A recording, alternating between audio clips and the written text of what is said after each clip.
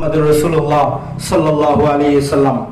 আসুন আমরা সবাই ঐক্যবদ্ধ হয়ে বাংলাদেশ জামাত ইসলামের হাতকে শক্তিশালী করে এই বাংলাদেশের অগ্রযাত্রাকে সামনে এগিয়ে নিয়ে যাই।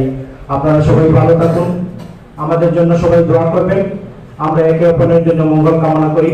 এই আশাবাদ ব্যক্ত করে আমার সংক্ষিপ্ত বক্তব্য এখানে শেষ করছি।